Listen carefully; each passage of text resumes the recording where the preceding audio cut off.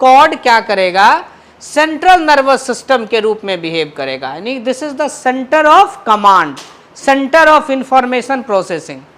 अब central nervous system हो गया ब्रेन और स्पाइनल कॉर्ड, अब वहां से वो इंफॉर्मेशंस भेजेगा हर जगह तार के थ्रू।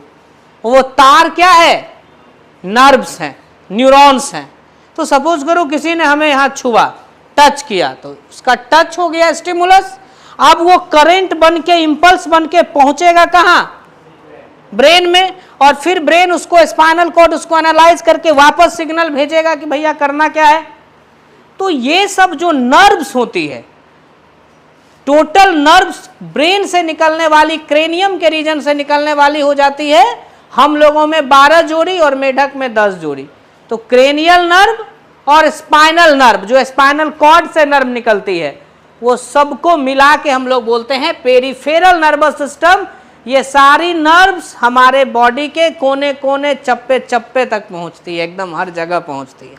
तो दो तरह का हो गया, सेंट्रल नर्वस सिस्टम और पेरिफेरल नर्वस सिस्टम। अब देखो ये जो पेरिफेरल नर्वस सिस्टम है, इसमें दो प्रकार की, कुछ नर्व्स जो है इंफॉर्मेशन को लेके ब्रेन में जाएगी सेंस ऑर्गन से, दैट इज सेंसरी, और फिर ब्रेन स्पाइनल कॉर्ड एनालाइज करेगा, इंपल्स भेजेगा कि करना क्या है, एक्शन होगा, दैट इज मोटर।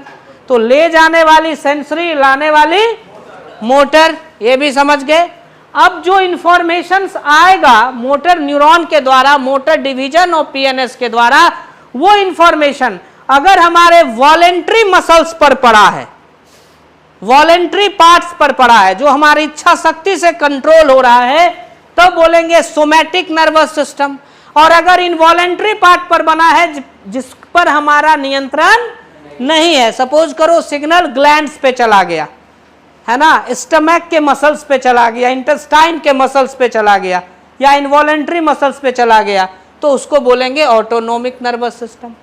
अब इमरजेंसी कंडीशन में जो एक्टिवेट करेगी जो ब्रांचेस नर्व की, डेट इज सिंपैथेटिक, और नॉर्मल कंडीशंस में जो एक्टिव रहेगी डेट इज पैरासिम्पैथेटिक। बस यही कहानी है। नर्वस सिस्टम दो तरह का, सीएनएस और पीएनएस, पीएनएस फिर दो तरह का, सेंसरी और मोटर, मोटर फिर दो तरह का, ऑटोनोमिक, सोमैटिक, ऑटोनोमिक फिर दो तरह का, सिंपैथेटिक और पैरासिम्पैथेटिक। बाकी क्रेनियल नर्व, स्पाइनल नर्व के नंबर्स आपको याद रखने हैं। इसके बाद ब्रेन के पार्ट्स आपको बतला ही दिए। अब अगला हेडिंग हमारा होगा